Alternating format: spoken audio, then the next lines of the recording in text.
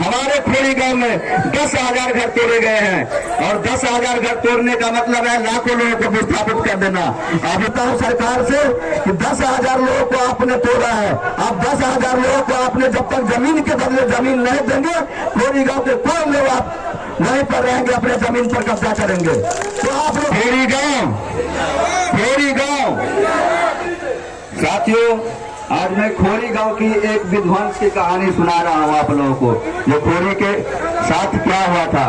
50 वर्षों से बसी खोरी गांव, अलग अलग राज्य के प्रवासी मजदूर वहां रहते थे। 50 जो वर्षों से बसी है, उस खोरी गांव को 7 जून 2021 को एक आदेश आती है सर्वोच्च न्यायालय से कि खोरी गांव अरावली की जमीन पर है, इसको तोड़ दो।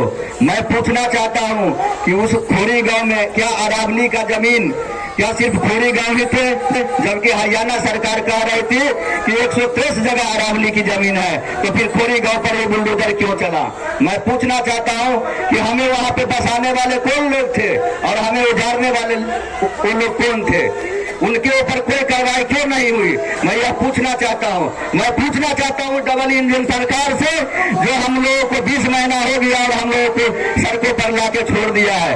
क्या हम सड़क बनाते, रोड बनाते, हम बनाते हैं, हमारे क्या रोटी कपड़ा और आवास पर हमारा कोई अधिकार नहीं है, शिक्षा पर अधिकार नहीं है क्या हमारे खोरी गांव में 10,000 घर तोड़े गए हैं और 10,000 घर तोड़ने का मतलब है लाखों लोगों को विस्थापित कर देना।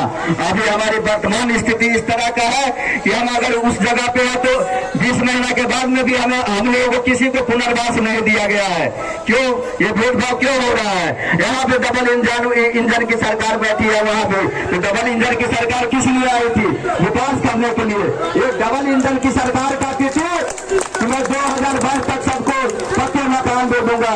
अरे डबल इंजन की सरकार, आपने पक्के मकान क्या देना है, आपने तो लाखों लोगों को बेघर कर दिया। खोरी गांव में बेटी बचाओ बेटी पढ़ाओ की नारा देने वाले डबल इंजन की सरकार, खोरी गांव में जाकर के देखो कितने लाखों बेटियां अपने ईंटें चुनते हैं, स्कूल नहीं जाते हैं, उनका भविष्य का ठेकेदार कौन होगा।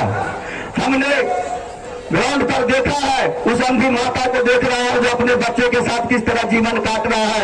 ऐसे आपने खोरी गांव के लोगों को छोड़ दिया है।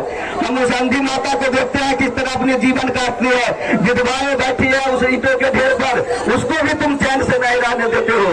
20 महीना के बाद भी तुमने अभी किसी को पुनर्वास नहीं किया डबल इंजन की सरकार। मैं आपसे पूछना चाहता हूँ, हम लोग कहाँ जाए, क्या हम इंडिया के नहीं है, भारत के नहीं है, क्या सड़क हम नहीं बनाते, रोड हम नहीं बनाते, क्या विकास के काम हम नहीं करते।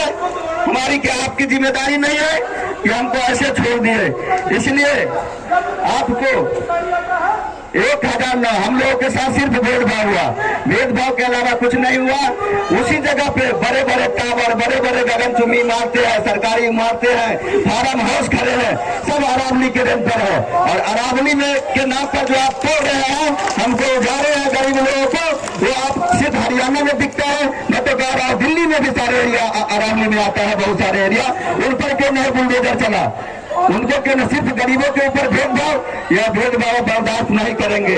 लेकिन मैं आज खोरी गांव वाले के लिए ऐलान करेंगे।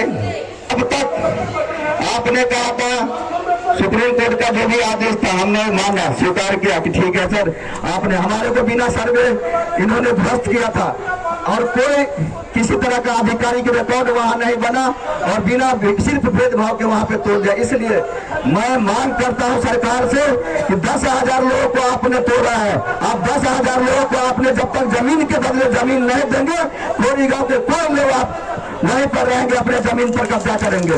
तो आप लोग तैयार है खोरी गांव के साथियों? खोरी गांव